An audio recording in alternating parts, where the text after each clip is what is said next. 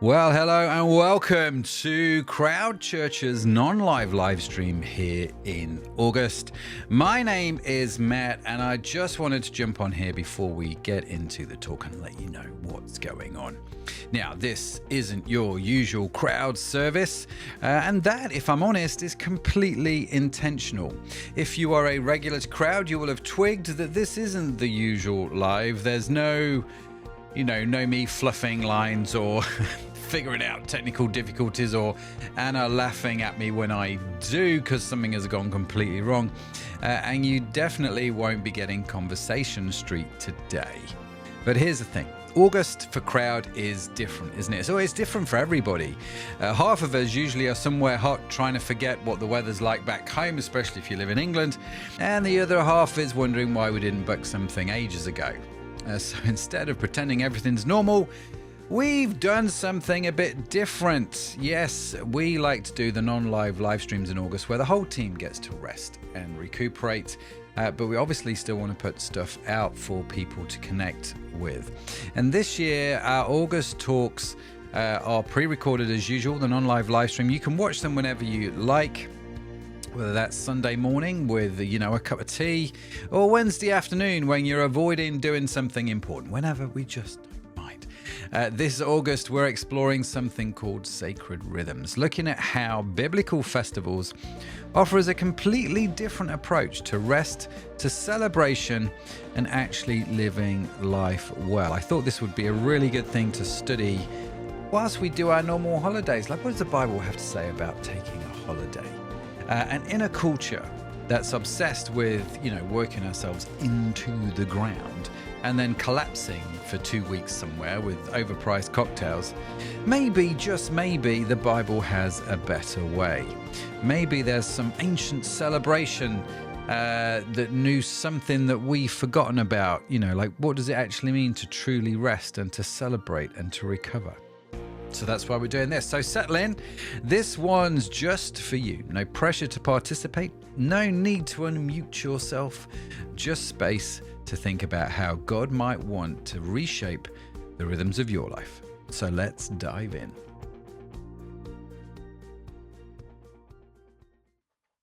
Two months ago, I should have been packing for a trip to the US. Trip that I do around the end of May every year to speak at a conference over there. It's a rhythm I've got into the last few years.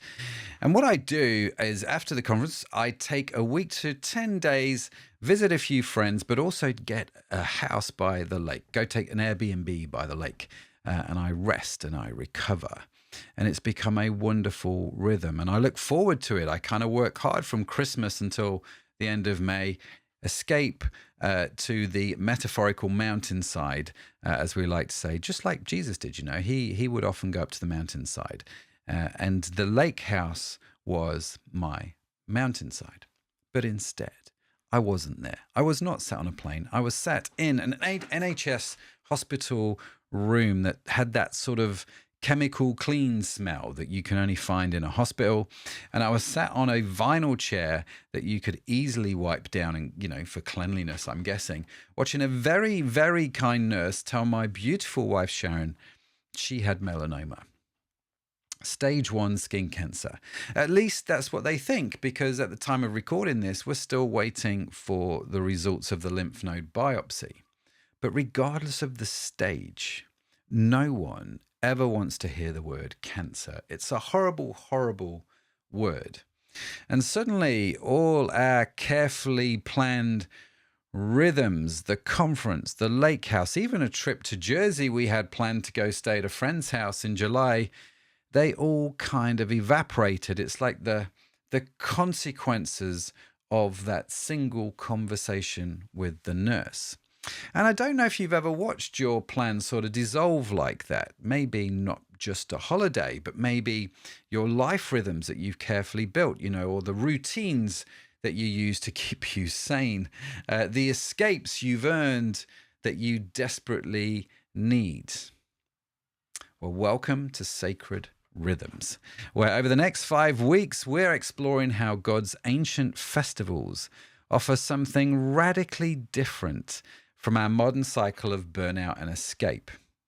Because here's what I'm learning in all of this, right? In all of the craziness that is happening right now, is that when life rewrites your summer plans, God could very well be writing something better. And so today we're going to dig into it. We're going to look at what happens when life disrupts our carefully planned rhythms. We're going to ask probably one of my favorite questions that I've asked for a little while, and that is, why can't a 2-week holiday fix what 50 weeks of burnout creates? It's such a powerful question. And number 3, the other area I want to look at is this threefold rhythm of God. And what if his threefold rhythm isn't about schedules or crazy holidays? What if it's about creating space for divine appointments, even in a hospital waiting room? Could that happen? I think it can. So what happens then when life disrupts our carefully planned rhythms? As we're sat there in the hospital room and the nurse is telling us this news, to be fair, I wasn't thinking straight away about, oh my gosh, what's going to happen to all my trips? That came later. And Sharon, she took the news remarkably well, actually. She told me, she would tell you later that she felt God had been preparing her. Not that she was in faith for something bad to happen, but she was in faith that God would be with her if something bad happened. And she just had this sort of divine peace that was beautiful to witness, but also, if I'm honest, hard to watch. Because like I say, no one wants to hear the word cancer. And I certainly don't want to hear someone tell my wife she has cancer. But practically, it did mean we had to change some things. It meant that we had to rethink some plans. So I cancelled the trip to the States. Sharon didn't ask me to, but, how could you leave? And I'm not saying this because, look at me, but genuinely, how could you leave in a situation like that, right? We didn't know when surgery would be, what the treatment would be. And more than that, I think I just needed to be present, not just for the medical appointments and the travel and the surgery, but for all of those conversations that needed to happen between those. And the hardest part, like I say, was not me cancelling. This is not me bragging that I cancelled the trip.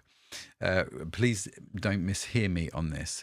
But it's been interesting since I've done it, because I've been very aware that I've been trying to maintain my spiritual rhythms whilst life was perhaps demanding from me a completely different dance. So every morning, for example, I would wake up early and do my devotions. And that's been my daily rhythm for a long time. They felt essential. And actually, as we've been going through what we've been going through, they've been even more essential, because on top of the cancer, business is growing. We've just bought a new company. Also at work, I run a company, in case you don't know, as well as be involved in Crowd. We had some extraordinary events that demanded quite a lot of time and attention from me on top of everything else that was going on. And I just felt exhausted. So I tried to schedule a week off, even just taking a week off at the house, just to get some space to clear my head. But that all evaporated too. So my usual rhythm has not happened this year, right? And it's not just me, and I get that, I think we've created a culture where rest is something that we escape to. If you rewind, you'll notice the intentional word at the start where I said, I escape to my metaphorical mountainside. We like to use this word escape, don't we? Like it's not something woven into life. So let me just throw a few statistics at you, which may or may not be helpful. I like statistics. But 61% of UK workers don't take their full annual leave. 61%. That's a lot, right? So we work ourselves to this sort of place of exhaustion and then expect, like I say, a 2-week holiday to somehow restore what 50 weeks of intensity have depleted. And we're surprised when it doesn't work. But thousands of years ago, God, I think, established something different, something quite radically different. There's a book called Leviticus. It's right at the beginning of the Bible. It's one of the first 5 books of the Old Testament, written by Moses. And in there, we find some really interesting insights into God's thinking on this whole thing. Never used the word escape, but he did give them a sort of a threefold rhythm, if you like. We see this in scripture. So there's what I call the daily work. So we work every day with purpose, with the exception of the second thing, which is the weekly Sabbath. So we have daily work with purpose. We have a weekly Sabbath for rest. And then in Leviticus, we also read about seasonal festivals for celebration and remembrance. God's threefold rhythm: the day, the week, and the annual. Now, these, like I say, were not escapes from life, but they were divine appointments with God woven into life. Okay? So not escapes, but divine appointments.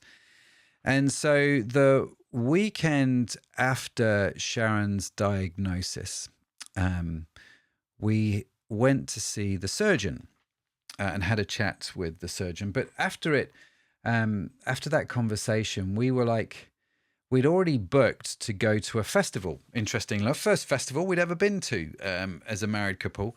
It wasn't a Christian one, and it wasn't because of this talk. This has all come out. This is where you see the hand of God in many ways. It was something that was arranged by friends, right? They were running this festival. It's called Glamp Fest. Great festival. If you ever want to do a festival, go check out Glamp Fest. It's great, right? Now, we almost cancelled going, but felt like we should probably go anyway. And James had lent us a glamping tent with, all the trimmings. It was great. And it even had a log burner inside it, can I just say? Completely unnatural to put a log burner inside a tent, but it worked and I loved it. So we went there for that weekend, and it's quite interesting what actually happened. Now, let me just return back to this question. Why can't a 2-week holiday fix what 50 weeks of burnout creates?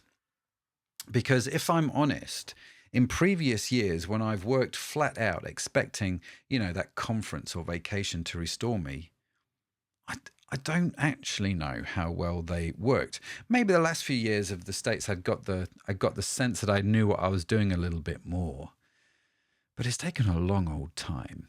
If you're like me, for example, the first week you go away might not be rest at all. You might have to go away. I have to go.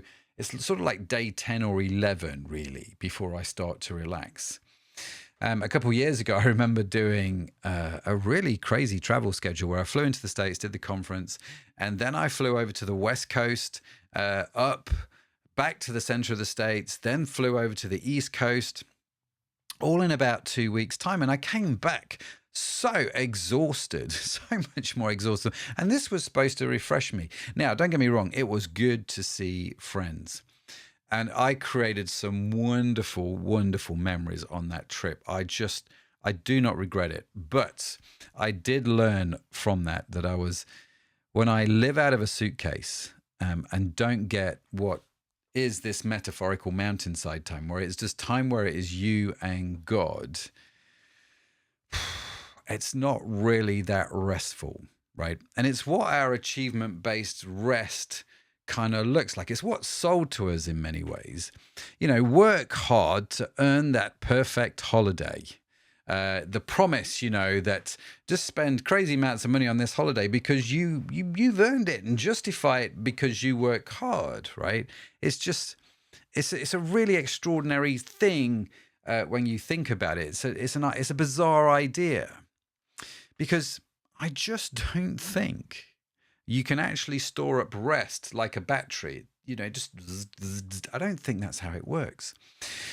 And here's what I see. And this may or may not describe you. It describes a few people that I know, so I'm not going to mention any names. But I see this happening a lot, right? You work hard all year, often to pay debts, right? If we're honest. Now, you work crazy all year to pay your debts. So what do? You book a holiday and you look forward to that holiday because that justifies in your head the work. It's like a reward, right? But to buy that holiday, you have to take on more debt to make it special enough to compensate for all the struggles that you've had throughout the year. And then you learn the holiday never actually solves it, because there's a phrase which I'm a big fan of that comes to mind here, and that is, the issue is not the issue. And the research here actually kind of backs this up, right?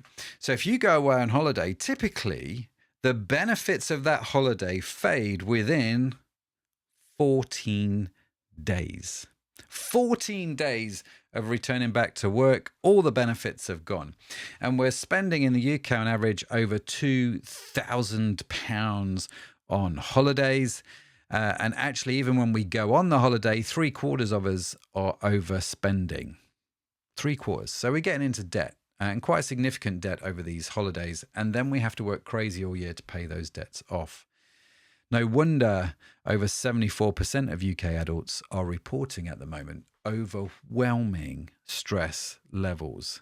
Something is broken in this system. Now, if you've been a regular to Crowd, you will know that we talked about Sabbath a few weeks ago. Anna did that. Great talk. Go check that out if you haven't done so already. So think again about the threefold rhythms. Number one, the day's work with purpose. We're going to be talking about that in a few months' time when we get into economic wholeness. The weekly Sabbath, Anna talked about that a few weeks ago. So in this series in August, actually, we're going to look at these festivals in detail and see just how different God's pattern is. Now, the biblical festivals weren't isolated events. This is the first thing that we learned, where you kind of escaped life. These festivals were woven throughout the year. So you had Passover in spring, Pentecost 7 weeks later, then autumn festivals. You had these regular rhythms of work, rest, and celebration. It wasn't like we worked crazy. August, boom, holiday, boom, work, boom, Christmas, boom, work. I don't know why I did that. But it was, the whole year was interspersed with these sort of regular rhythms of work, rest, and celebration. Celebration is really important. So God seems to have it so we maintain healthy patterns of rest and celebration throughout the year, is maybe another way to put it. And actually the science also backs that up, right? Now, the Israelites, let's look at those for an example, because really fascinating story. So the Israelites, the very, very early Israelites, right? They're in Egypt and they're slaves. You imagine, your boss is a nightmare. Nothing compared to what the Israelites were facing in slavery. And many of them died. I mean, there's all kinds of things going on, isn't there, in ancient slavery? But the Israelites were slaves. And then God miraculously sets them free, which is an interesting place to be, right? Because again, metaphorically, as Christians, we use this all the time. It's like we were in some kind of bondage to a system. Sound familiar?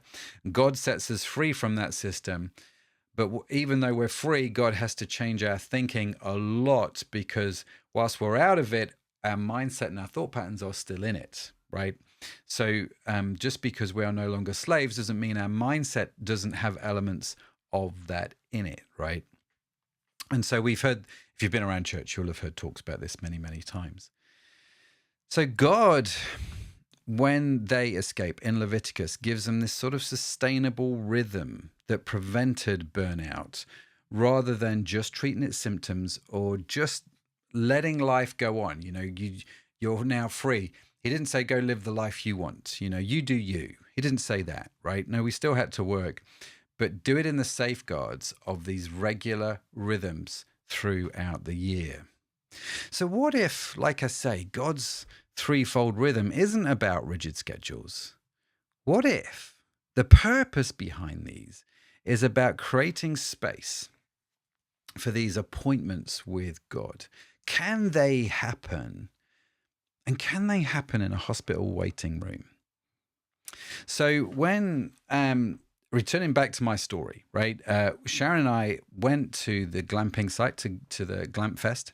And that night we're sat in the tent, and these little chairs that we had next to this sort of crackling fire. Yes, it does. It still feels wrong to say, but I can't tell you how wonderful it was. But as we're sat there reading, just in the peace and in the quiet, something shifted, I think. We didn't know anybody there. I didn't have to do any of this kind of stuff, which I love doing, but it's nice to have a break. I didn't have to answer any questions. I wasn't checking email. We didn't have to make any decisions. We just got to be. It was a bit of a divine appointment. It's what the Bible calls moedim. And forgive me for my Hebrew pronunciation. Divine appointments, these sort of festivals, these moments that God appoints throughout the year, where it's not just go sit by a beach, it's divine appointments, time out with him. Now, they're not religious obligations, but very clearly they are appointed times where God is going to meet with his people in special ways. They're not about escaping life, but seeing life perhaps through God's perspective. Sharon and I think have experienced this. We have become deeply grateful throughout this journey. You know, that if people ask me, how am I doing with Sharon and obviously the news, and I think the overwhelming sense that I feel right now is gratitude. Not because of the cancer. Let me be clear. I'm not thanking God or anybody for the cancer. I really want to be clear on that. But I think in the midst of it, we are so grateful for God's presence. I'm really grateful for early detection, which is its own miracle story, if I'm honest with you, that Sharon will share with you someday. And I'm grateful for the NHS. I'm grateful for the team. I'm grateful for our friends, for our community. I'm grateful for the way this has sort of clarified what really matters to us. And yeah, I mean, I've been studying gratitude for months. You know, I did a talk on it recently at Crowd.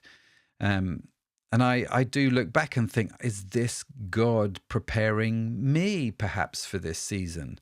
Because gratitude isn't blind. It doesn't deny the difficulty, but it transforms our perspective. We see things as God sees us. And this is one of the key reasons for these festivals, is to maybe shift our perspective.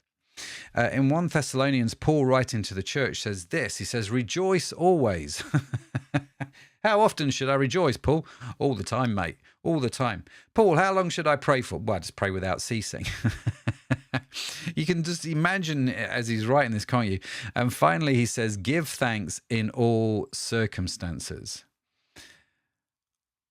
Give thanks in all circumstances. Not for all circumstances, but in all circumstances. Not just in some of them, you know, when life is good, but in all circumstances, for this is the will of God in Christ Jesus. It's a powerful verse, isn't it? So what does this all look like? Now, I'm learning, and it's taken me, you know, when you think back, I wish I'd learned this sooner. This is probably one of those things, that it's not about the August holidays. Although I love my August holiday, and I'm very grateful for them when they happen, right? But it is about pressing into those daily rhythms of devotion and gratitude. It's about protecting that weekly Sabbath fiercely.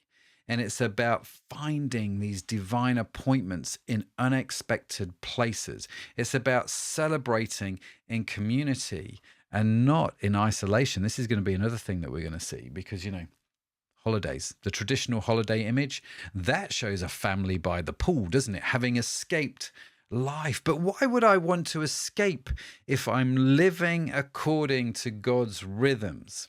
Holiday isn't about running from something. Biblical holiday is about running to someone, changing our perspective and doing that with community. You know, we've discovered over the recent weeks with Sharon's cancer that you can meet God literally anywhere. Divine appointments, these moedims, aren't limited to perfect circumstances or planned retreats. They happen in hospital waiting rooms, in disrupted plans, in seasons that look nothing like what we expected. And over the next 4 weeks, we're going to explore how biblical festivals teach us how to carry less, find community, embrace impermanence, and practice the ultimate reset. Yes, these aren't ancient rituals, but living practices for modern burnout. So here's my challenge this week. Instead of viewing disruptions as stealing your rest, ask God, is there a divine appointment in here? I didn't plan this, but are you writing something different behind the scenes? And start noticing the threefold rhythm already in your life, or where it's missing maybe. And in that, practice gratitude, not just when plans work out, but especially when they don't. Because this is my experience, right, over the last few months. Very difficult times, crazy times. Life has had a lot of disruption. But in that, I'm starting to understand more and more the threefold rhythm of rest and recovery that God has put down. And that doesn't need me to be on a plane, because God could care less about the plane. And in that, there is a gratitude that rises up from deep within your spirit that changes the perspective of how you see life. And it's a beautiful thing, because, when life rewrites your summer plans, maybe that's not God taking something away. Maybe he's inviting you into sacred rhythms that no circumstance can steal.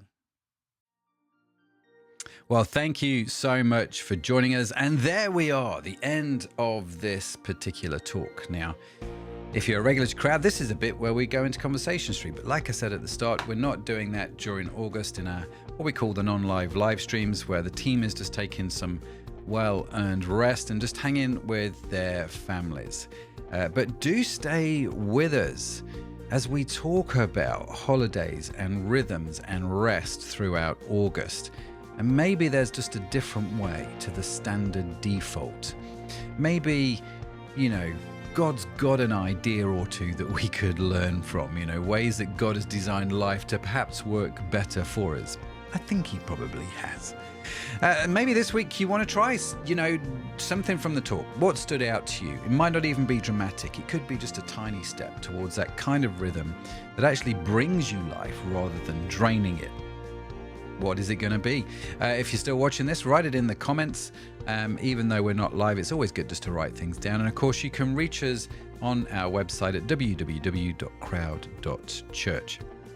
Now, we're going to be back next Sunday with another talk. If it's in August, it's going to be an on-live live stream. If this is the last talk in August, we'll be back to the usual way of doing things in September. But in August, do stay with us as we continue journeying through the sacred rhythms, same time, same non-live stream approach. So that's it. But for now, wherever you are, whatever living room you're watching this, or wherever you're on a beach, on a plane, we don't mind. That's the beautiful thing about digital church. Just remember that rest isn't something you have to earn. It's something that God simply gives you. See you next week.